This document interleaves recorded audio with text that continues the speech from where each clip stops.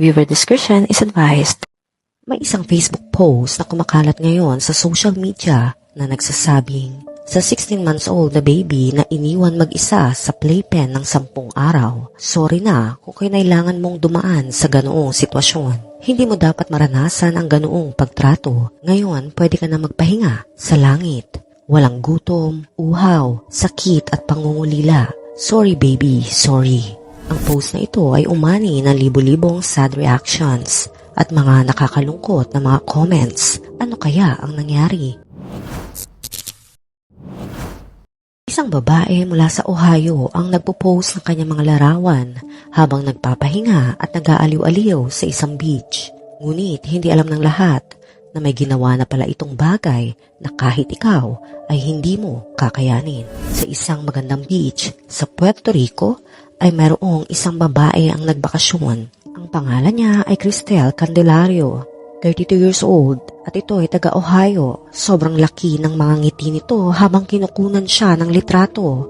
Pinost siya pa ito sa kanyang social media at naglagay pa ng caption na, "The time that is enjoyed is the true time lived." Sa isa pang larawan mula sa kanyang bonggang bakasyon, si Cristel ay may suot na maong short at isang t-shirt na may nakasulat na Mandalorian. Ito'y sa Star Wars na tila ay pumunta pa ito sa isang Star Wars theme park. Si Cristel ay pinanganak sa Ecuador at lumipat sa USA pagkatapos niyang mag-aral. Nagtrabaho ito bilang Spanish teacher sa ilang paaralan bago maging Family Resource Specialist sa Cleveland Metropolitan School District. Siya ay nasa nasabing trabaho mula pa noong November 2022. Si Cristel ay isa ring ina at may anak na magandang batang babae na nagngangalang Jaylene. Siya ay 16 months old at sa ganitong edad ay sobra pang clingy ng mga bata.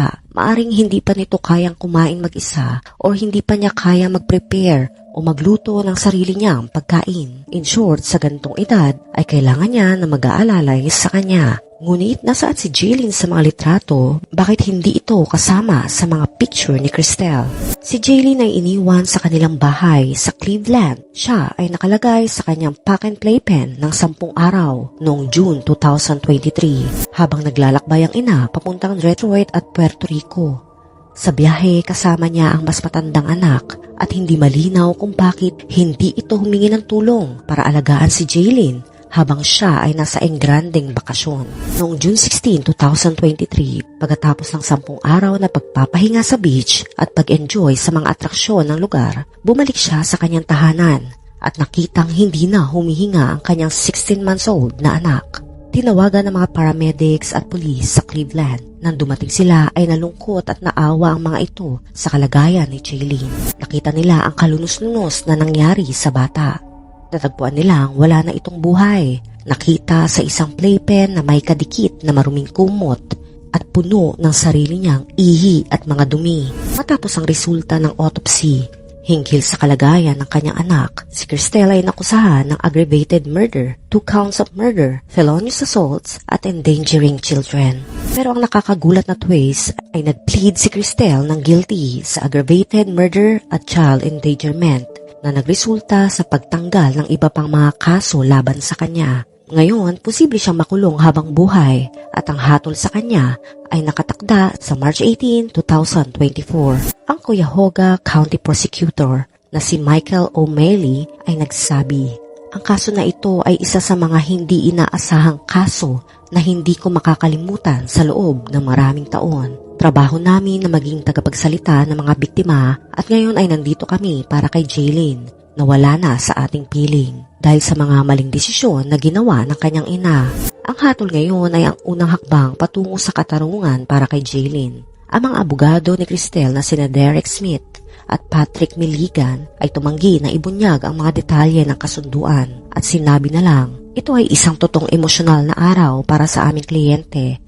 Siya ay mananagot sa kanyang ginawa at siya ay nagdadalamhati." Dagdag pa, may mga issue na sa oras ng hatol ay aming isisiwalat. Sana'y maunawaan ng mga tao na hindi siya isang halimaw tulad ng nakikita ng iba. Ang mga abogadong tagapagtanggol ay nagsasabi na si Cristel ay may issue sa mental na kalusugan, ngunit tumanggi ang mga ito na magbigay ng karagdagang impormasyon.